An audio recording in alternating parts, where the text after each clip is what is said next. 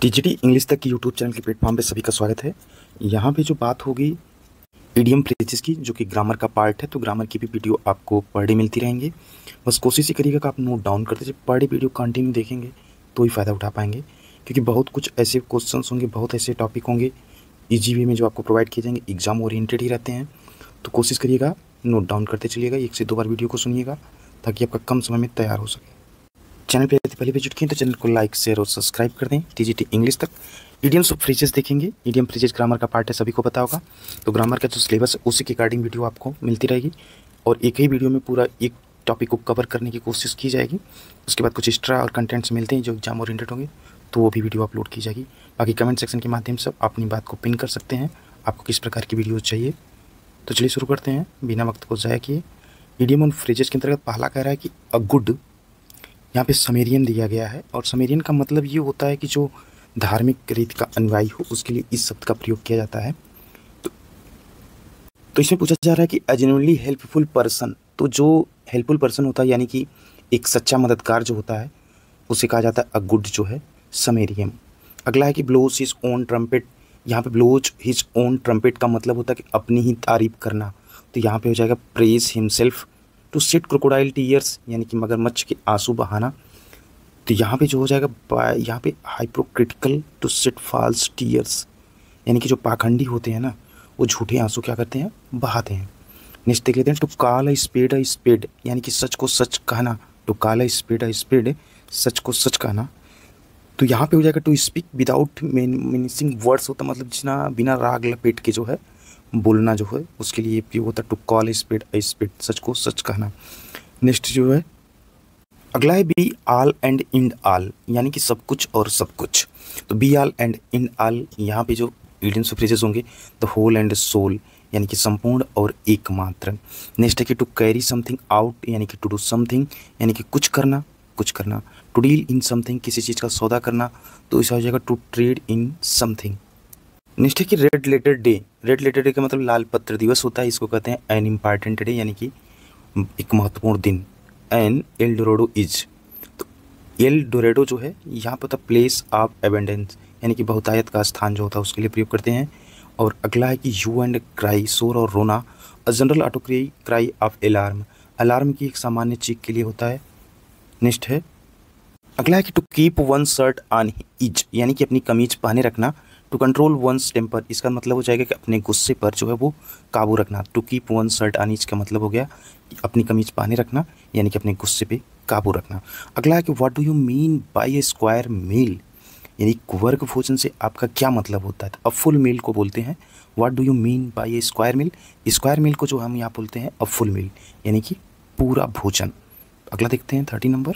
30 में पूछा जा रहा है कि एन इडियम इज, यानी कि जो है एक मुहावरा क्या होता है। तो commonly used phrase or expression with meaning different from a literal translation, यानी कि जब एक सामान्य रूप से प्रयुक्त वाक्यांश जो होते हैं, अभिव्यक्ति जिसका अर्थ शाब्दिक अनुवाद से भिन्न हो, तो उसे हम कहते हैं एक मुहावरा, यानी कि इडियम।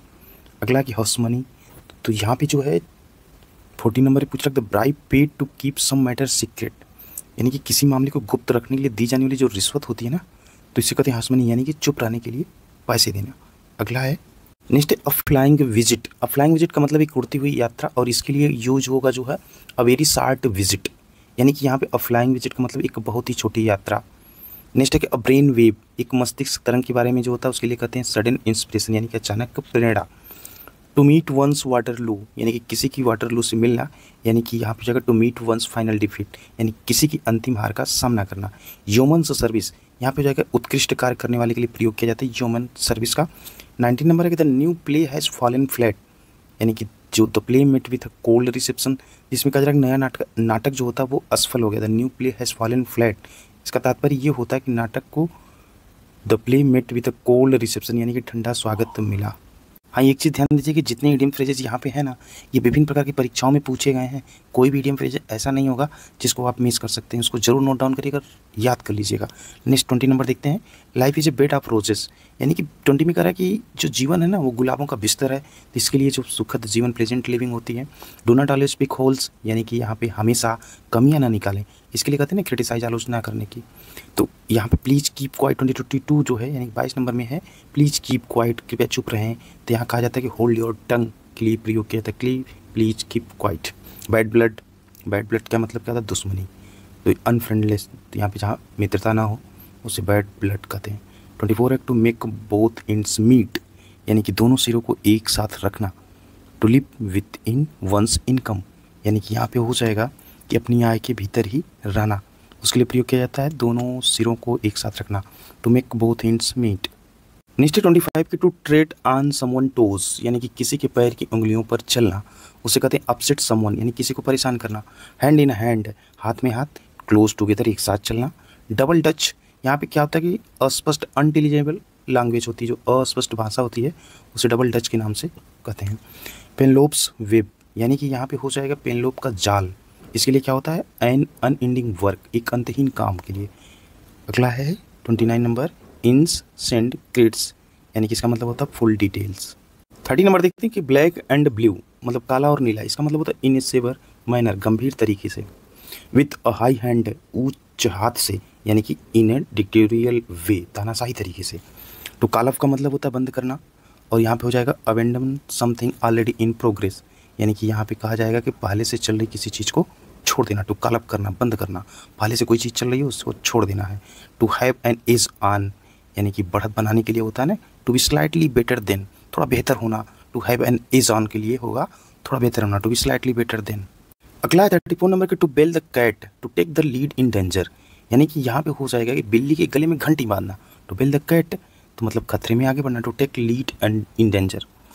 नेक्स्ट है कि 35 number to fly up the handle, यहाँ पे क्या होता है? To fly up the handle का मतलब गुस्सा होना, तो गुस्से में to get into a rage and loss self control, यानी गुस्से में आकर जो है आत्मनियंत्रण चला जाता है, खो देते हैं। नेक्स्ट है कि fair and square, fair and square का मतलब हो जाएगा यहाँ पे निष्पक्ष और ईमानदार, तो उसके लिए ऑनेस्ट शब्द का प्रयोग करते हैं।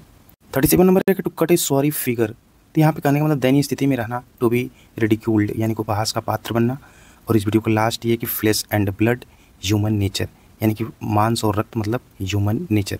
तो ये जो इडियम्स और फ्रेजेस थे ना, इसको आप जरूर नोट करिएगा। 38 थे, बाकी की नेक्स्ट वीडियो में भी चर्चा किया जाएगा। वीडियो काफ़ी लंबी ना हो इसलिए छोटी वीडियो दे ताकि आप इंटरेस्ट से लेकर इसको याद कर सकें। तो इसी के साथ इस वीडियो को यहीं पे करते हैं। साथ मिलते हैं एक अगली वीडियो जो इंपॉर्टेंट होगी ग्रामर सेक्शन लिटरेचर से लेकर के। और नहीं आपको कुछ भी समझ में आए तो कमेंट्स में पिन करिएगा, उसके अकॉर्डिंग भी आपको बताया जाए। इसलिए हिंदी में ही टोटल जो है यहाँ पे या एक चीज़ को समझाने की कोशिश की जाती है, और इसीलिए हिंदी में इसको बुलाया ताकि आप इसको समझ सकें। फिर भी अगर कहीं आप कोई सुझाव देना चाहते हैं तो कमेंट सेक्शन में अपनी बात को पिन कर सकते हैं। तो आप देख रहे थे TGT इंग्लिश तक।